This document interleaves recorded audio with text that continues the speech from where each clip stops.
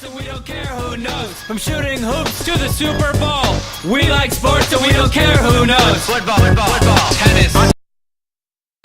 Hi everybody. Today is Monday 13th. And today we have no very special guest. We just have good old Max Dakota. Yeah, it's me, and here we are for week 2 of Sport-tacular. Yeah, we posted the second one exactly 1 week late. So, yeah, look forward to this one coming out soon. This won't be as late as last one, though. So, just to fill you in. Alright, Today... Alright, Alright, go ahead. Today we have decided to make a playoff preview in which we will preview the playoffs. The NHL playoffs. The NHL playoffs, exactly. We're not NBA people. That'll be for when Prob gets here. Yep. But, so, Western Conference is our specialty. And I thought we'd start with San Jose versus Anaheim. Alright, well, how we run down all the series and then break them down. So let's just first of all go over the... Why don't we try this one first? Alright, sure. Now, the Anaheim Ducks have been on a bit of a hot streak lately.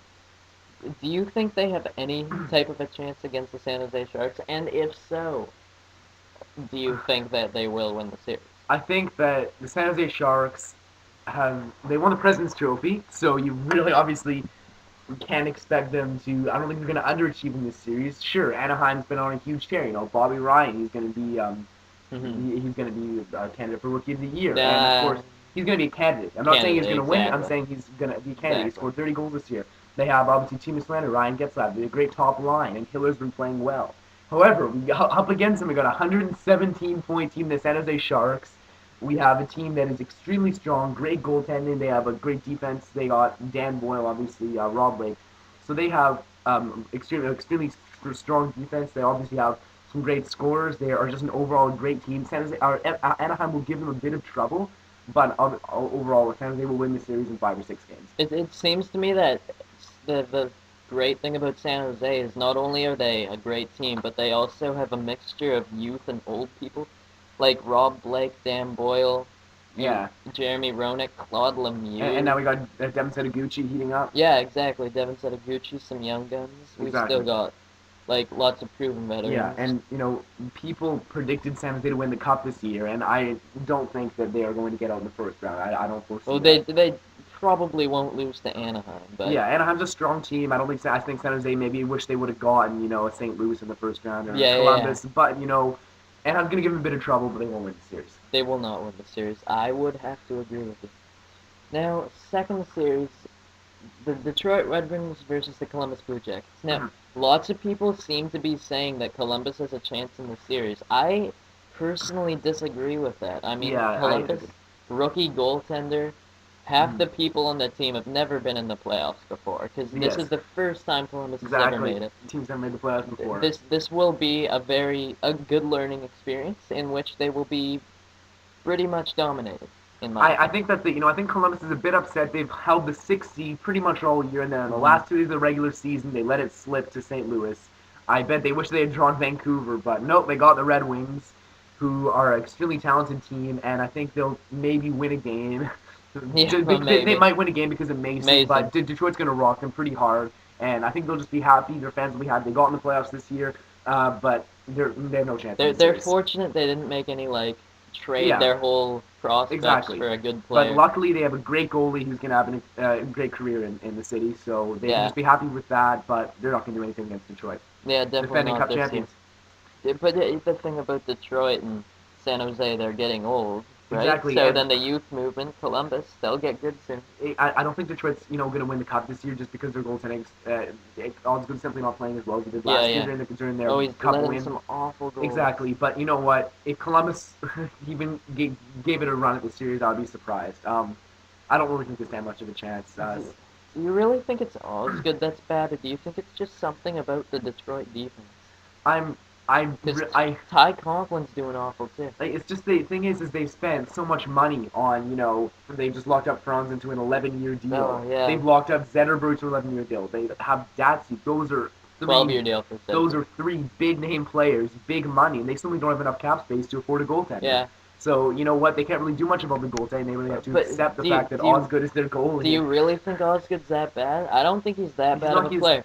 I think it has something to do with just how Detroit defends or something. Because it Yeah. seems whoever they throw in net is doing pretty badly. Well, you know, I'm really don't think it's their defense. Obviously, Detroit has a great power play, and that starts with the defense. But I think Detroit, their goaltending is average. You can't really call it. You can't really call it anything above that. They simply don't have enough money to buy and invest in a goaltender like Luongo or like Nabokov or like any of those big name goaltenders. They don't have the money. Why not take a shot at someone like Ray Emery? He'd probably get an entry Yeah, level But contract. his behavior, obviously, I don't think anyone's gonna offer him an NHL contract. He's playing where So is he? Sean ECHL now? Avery, Sean Avery's back. He's doing good. Yeah, and Sean Avery, you know, he had to go to like a psychologist and And now he's get his back act and together. he's doing Exactly. well. And does Ray Emery want to do that? Well, So why not risk.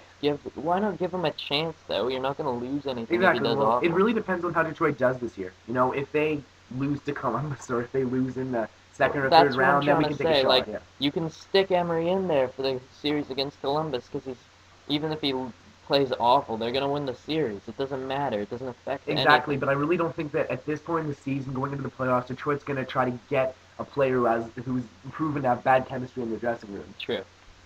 It's just not a good thing. It's too much of a risk. I think Detroit's going to go with what they have and see how it goes. I think that's what every team's doing. Now time for the Vancouver Canucks versus All St. right, Louis Blues. well, I'm a This Canucks is fan, clearly so Max's favorite I'm game. optimistic on this one, but I'm going to have to be realistic here. How could you be I- optimistic? I- Canucks are clearly the favorite. You don't have to be optimistic. I think Vancouver is a little bit more upset that they drew the Blues than over the Blue Jackets because the Blues are a tougher team. They're on a 9-1-1 streak in their last 11 games.